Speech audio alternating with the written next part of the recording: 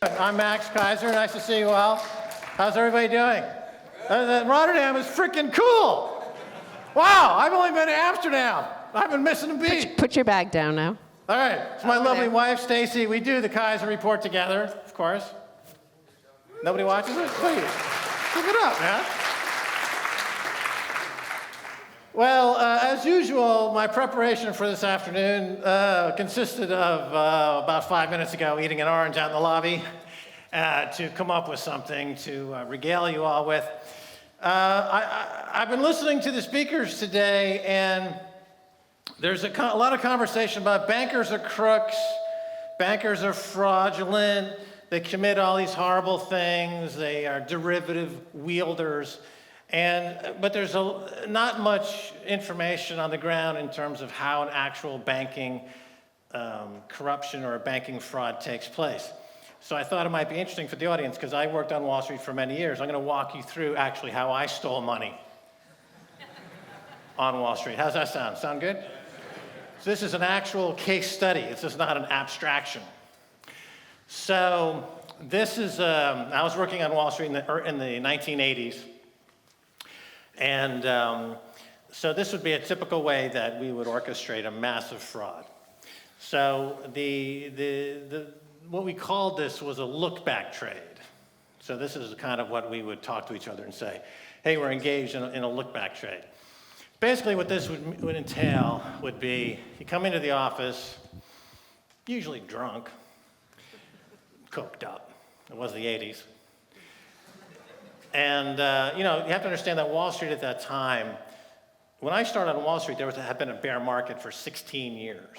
It was very difficult to make money on Wall Street. The office was half empty. Brokers there were working nights as teachers and taxi drivers.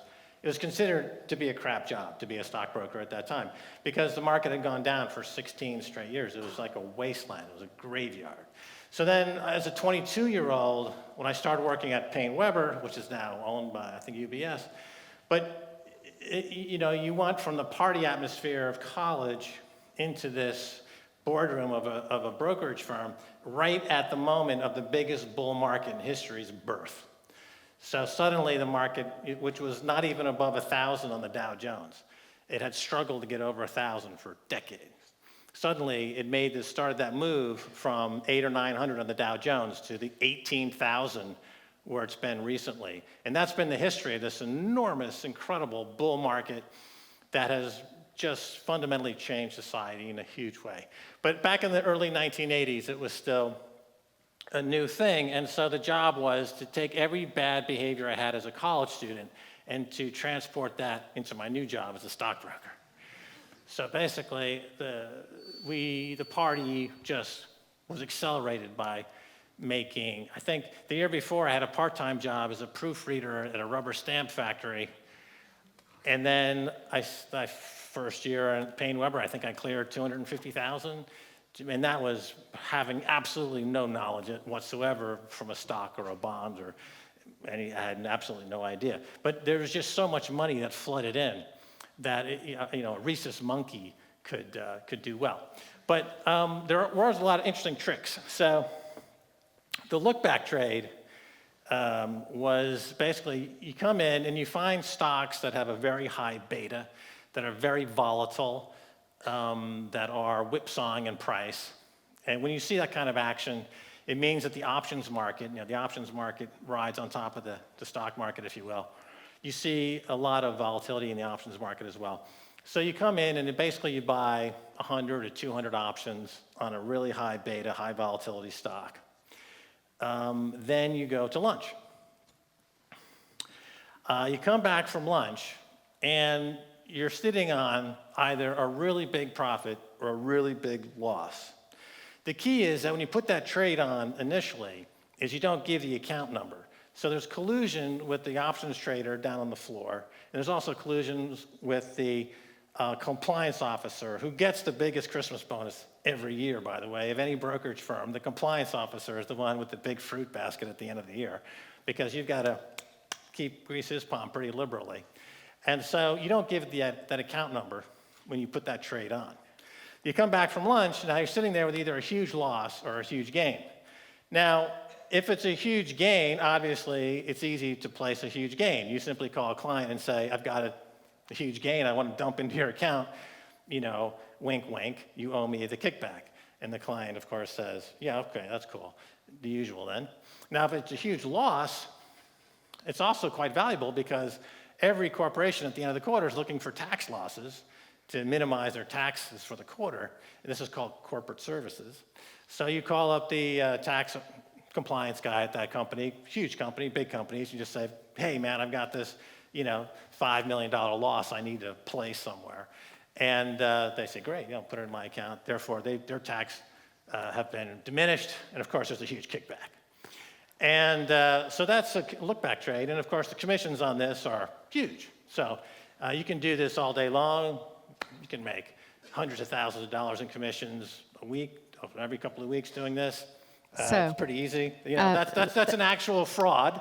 So when the people say on Wall Street, they say there's derivatives, there's all these different, they go into very arcane descriptions of how to defraud people. And I just thought it would be interesting for folks to know how a retail stockbroker, in a simple way, commits a fairly simple fraud. I'm going to tie that into the bigger concept of reinventing money, because I worked in pre-sales at Capitol Films. We used to sell films. As Simon was on his chart there, he was talking about that's where crowdfunding started, in pre-selling films, which is what I used to do. And we made, one of the films we financed was Rogue Trader, about Nick Leeson and how he took down Barings Bank through what sounds like a look-back trade gone horribly wrong. And I wanted to, however, talk to you about the Hollywood dollar, because this is a money that you invented. It actually had a fiat exchange rate with a US dollar. So why don't you talk about that, and then we'll go on to Bitcoin and crowdfunding, but talk about inventing this, monetizing Hollywood celebrity or buzz, and how you came about inventing the Hollywood dollar and the Hollywood Stock Exchange and bonds and star bonds. Yeah, because this is also, the technology you created there is still used today by the likes of Blackstone and JP Morgan to price derivatives on otherwise intangible things, i.e. not oil, not pork bellies, whatever. So they use that technology to price. It's patented technology. Yeah. Patent number 5750176, if you want to look that up.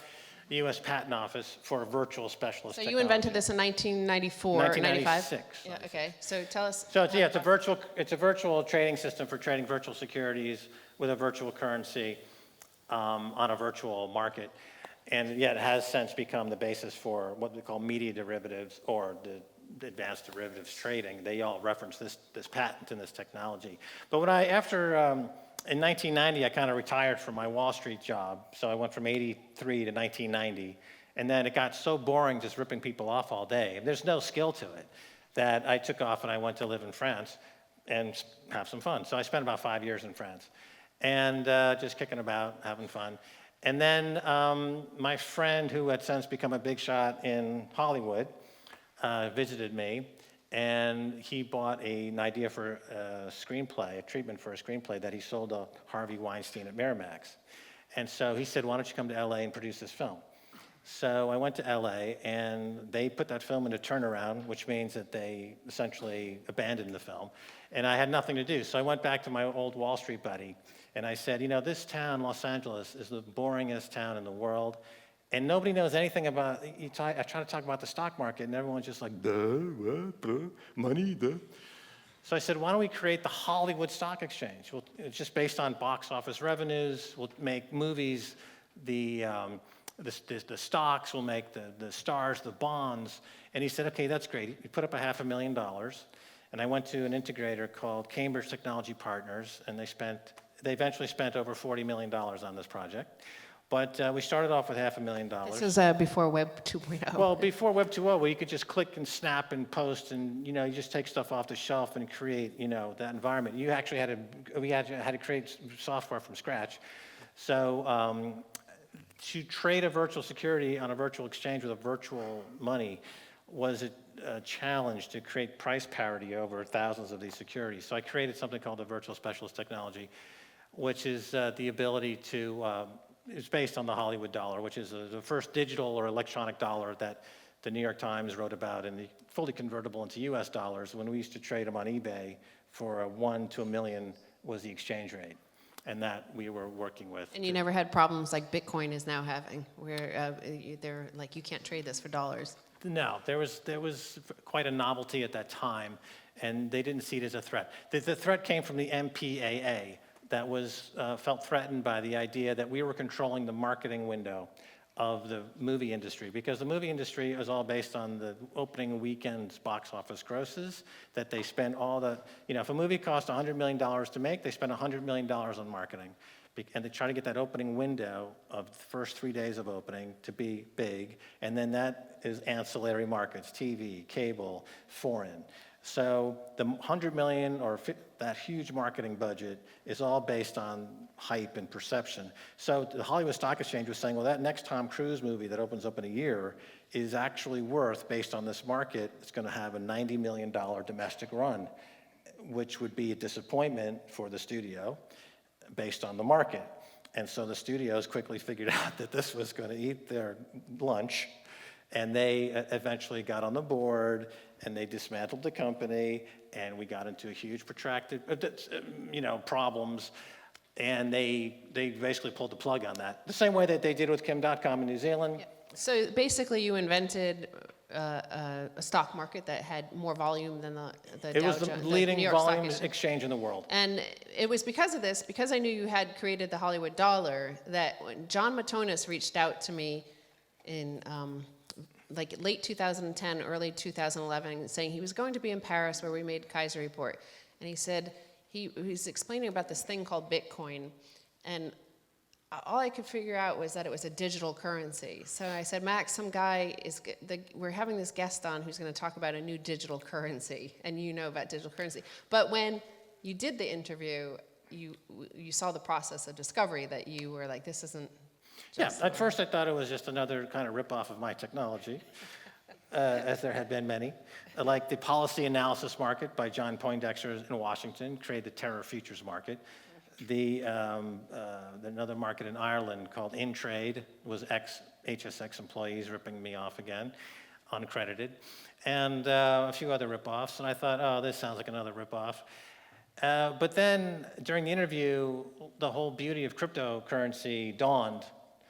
Because think about a virtual currency is that it's a surrogate for fiat. It's a fiat surrogate, whereas crypto is a surrogate for gold.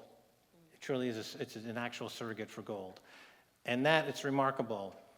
And so it is such a beautiful, the ideas behind it are actually aesthetically stunning. And a lot of people who got into the first year of Bitcoin actually had mental breakdowns. It was so beautiful. It was like you're seeing, some of the most remarkable art ever for the first time. And if you talk to those people at those early years, their eyes were, bug-eyed. One being Charlie Shrem, who I believe is completely and unfairly treated by, in this industry, regulators, et cetera. But he was somebody who was knocked out by the beauty of it. And it is one of the most beautifully architected man-made creations in history. And that's become, I think, more and more clear. But during the John Matonis interview, yes, I realized that this was something. And well, just like when you created something which, on the surface, like Hollywood Stock Exchange, seemed like a game. People used to say it was a game. Yeah. But you said it was deadly serious. It was like a real market. And when we aired that interview with John Matonis, the reaction was very surprisingly negative. There was a very violent reaction mostly from gold bugs, I might say, but there was a huge reaction against it, which only encouraged us to research it more to see what people were so afraid of. The gold bugs and the libertarians at first hated it. Yeah. Now they all love it. Now they realize it's except for Professor Facchetta, who doesn't like Bitcoin. We'll try to get him. But they've kind of come around.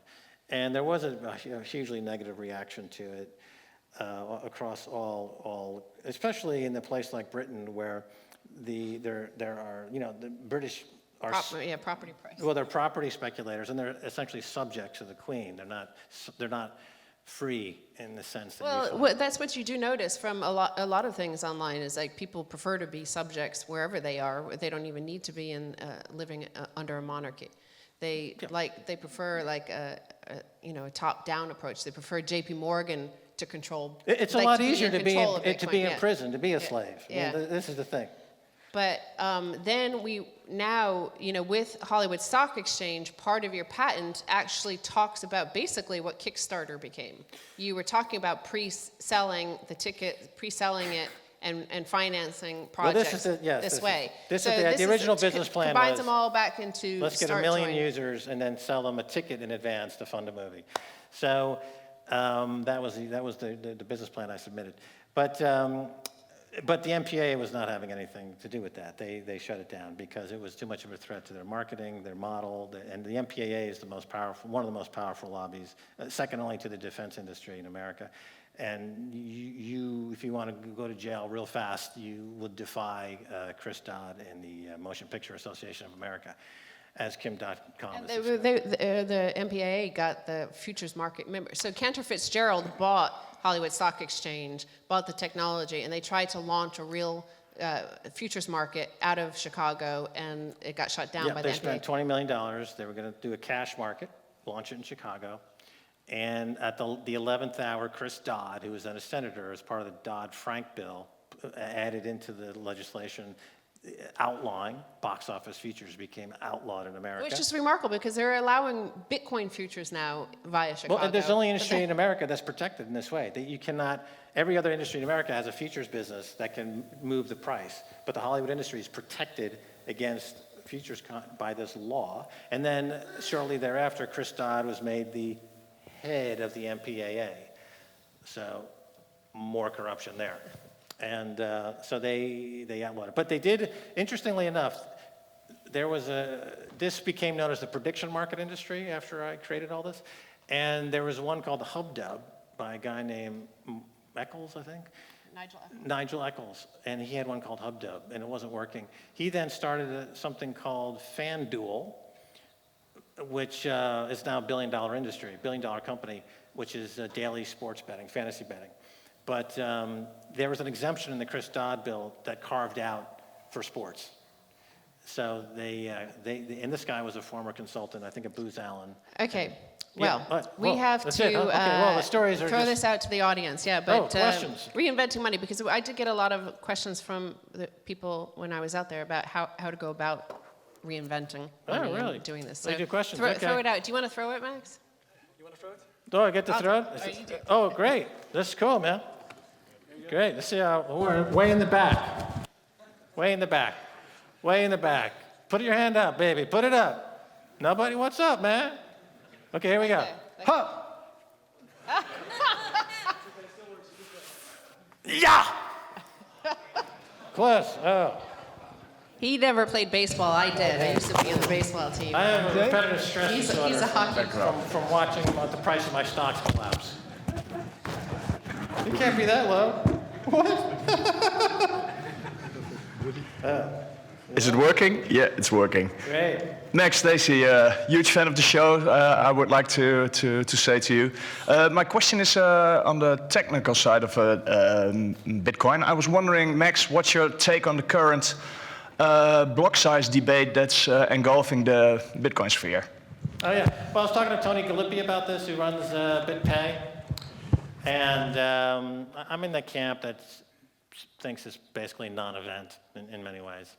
I know that there's this conspiracy theory out there that there's the takeover, but I think the protocol will withstand this challenge. So I'm not overly excited by it. I don't understand enough about the whole. I know miners don't like it, so I think therefore it won't happen. Yeah, the miners don't like it, but I think it's a consensus protocol. So if there's no consensus to take it over, why mess with something?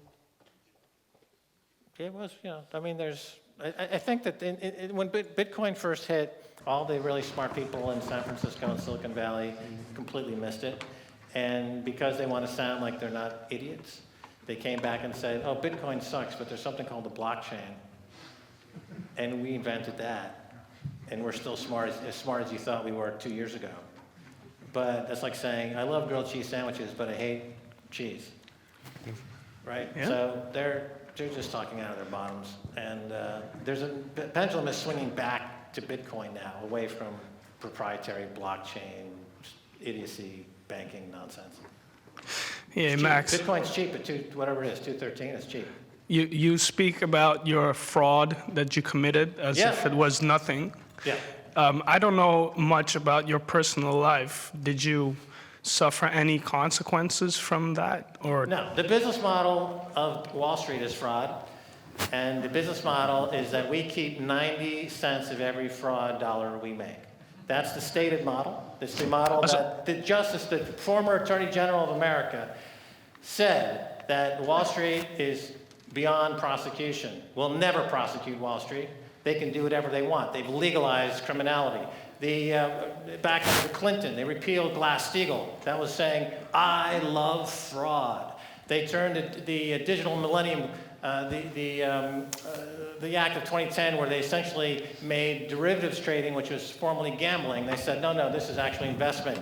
I forget the total name of this bill. That's like saying, we love fraud. Wall Street is fraud, America is fraud, the world is fraud, banks are fraud, central banks are fraud. We live in an era of fraud. It's all based on fraud, and they get a percentage of the fraud. That's the business model. To suggest that there is any moral or ethical aspect to anything that's going on now is to be completely naive about the fact that we live in an era dominated by financial terrorists, jihadis of banking. They're here to kill you and themselves. They don't care because they're trained at madrasas called Princeton, Harvard, and Yale. They believe in an ideology, not the Quran, but Adam Smith, that they completely misread and interpret as something to justify their blowing themselves up. And the cost of terrorism is cheap. 9/11 only cost $500,000. The ability to borrow money and take over a company by Warren Buffett is zero. He's borrowing money at zero. He's taking all those jobs away. He's creating economic destruction because he's in financial terrorism. And that's the era that we live in today. Why are we going to stop it? There's only one way to stop it. Raise interest rates right now. Make the cost of terrorism too high. Do it today. If you don't, you're a fucking terrorist. Janet Yellen's a terrorist. Mario Draghi's a terrorist. The Central Bank of Japan is a terrorist. These are the real terrorists. Not the immigrants, not the people dying in the water. Yay.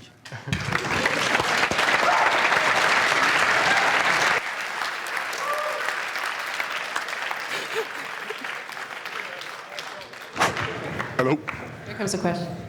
Well, a small question. Max, I mined a few Max coins. Oh, here I am. Yeah. I mined a few Max coins at the time. What should I do with them? Max, That was my Max coins? invention. So what Stacy's what idea. was going on? It's called curiosity and knowing what you're talking about. So we had been talking about Bitcoin for about 3 years, and then along comes, suddenly people were tweeting me, have you heard about this coin or that coin? And I was like, what are all these other coins? And so we had done an episode about some of these altcoins coming up, and we were contacted by some students at the University of Bristol, where a well-known cryptographer teaches and was their teacher, was their professor. And he said, I'll show you how to create a coin, and we'll do it live on television. So I was like, okay, show me. And it was actually, it was a rather longer process than I thought. There were many questions, how many coins you want in creation, what sort of algorithm, what sort of hashing, what sort of all this stuff. So I went through the physical process myself, and anybody here can actually go and do it themselves to create their own coin. It doesn't mean anybody will use it, but create your own coin to see what the process was. So I wanted to show the audience the process of making a coin and what went into these altcoins and what differentiated one from the other. So it helped me as a non-coder and tech person to understand what was actually different between each of these altcoins. So yeah. that was that process. Well, it helped me on mining, but What's that? it helped me how to mine coins. It taught you how to mine. Yeah, but Well, Just keep them and- You have to do it to figure out. You have to just do it to learn. That's the best way. that's right. So I keep them and just keep them. Have you started mining other coins since? No. No. Or should I? Huh. That's Okay, interesting. fair enough. Next. Thank you. Thank you. Thank you. Hello. Okay. First of all, hi, Max and Stacy. I'm a huge fan of the show. Hi. When I look at regulators or even judges, when I see if they put on new legislation, like the Washington bill, it shows that they do not understand the technology, but still they are able to put up legislations. Are you afraid that, or at least I am afraid that they might put up new legislation that will, you know, get us behind in the Bitcoin scene? I mean, I think that's the reason why Simon Dixon moved to Hong Kong, to have more, you know, more freedom in that space. So, yeah. Well, I mean, just as Max was explaining about the Frank Dodd bill having a weird carve out for futures markets only in Hollywood box office futures, but then given an exemption to sports, it's, you know, they can possibly try to say only the one JP Morgan, Goldman Sachs, their specific private blockchain will only be the legitimate one, and but I don't think that will work. Yeah, well, I think the adoption rate of Bitcoin has been driven in large part by some of these crises. So when the crisis in Cyprus hit, you had a huge adoption rate. Price did very well. And we're about to enter into another period of very unstable global finance and banking. Rumors that Deutsche Bank, which has the largest derivatives book in the world with close to 150 trillion, could go the way of Lehman. So you have this huge potential again, and the cryptology and the protocol is ready to accept this bulge of cash as it comes rolling in, as is the gold market and the silver market. So I think that we'll see. I've often thought the adoption has been driven by crisis, not by the cool factor. Room left for one final snappy, powerful question. Who still dares to ask Max a question? One more left here. A lady, here you go. Hi. So pretty cool that you talk about like the pre-cryptographic era, in 1996. So I heard also something about this era from just another guy, and he talked about that there was this pre-cryptographic digital money that was created in an artistic scene. And well, I'm pretty much interested in that kind of correlation. So my question is actually, do you or did you experience some form of creativity or artistic scene when you did? Or if not, do you see any creativity form of involved with that time or now? It's interesting crossover with the art world because just reading recently about how a lot of artists are going the route of the startup, where they're trying to monetize their art in a way that we're seeing in the startup world. And as part of that, I think crypto makes that very easy. When we just moved to London recently from Paris, Stacy put on the wall an artwork I created back in 2011, which was some cutouts I had done from magazines, and then I was overlaying that with some images, and in the image was a Mt. Gox Bitcoin address, which I totally had forgotten about. But I was using these addresses as part of visual art that I was creating at that time just for fun. Because, yeah. Also, in terms of the art back in the pre-cryptographic age, is with your Hollywood Stock Exchange, you did have Dr. Zeros who did print the Hollywood dollar, right? I mean, you had all these characters that were followed and were actually like cartoon characters that people followed and listened to, and they would make pronouncements. There we tried more to than Dr. Zeros. anthropomorphize various aspects of banking. So there was Max Broker, Mac Daddy was a banker, Dr. Zeros was the central banker, and Misinformation was the analyst. So kind of following in You can find those characters still online. Walt so Disney's kind of tradition a bit. So. Right. Well, Thank you so much. Is there something, sort of a final message you want to give away to the audience before they go home? Maybe something to reflect on? No, I like the fact that it's at Erasmus, and you're free to choose, you're free to invent, you're free to do your own thing. So I think that's a good. Thanks to Paul, who's been a big supporter of ours for years, and managed to do a great event. Right. Well, thanks, guys.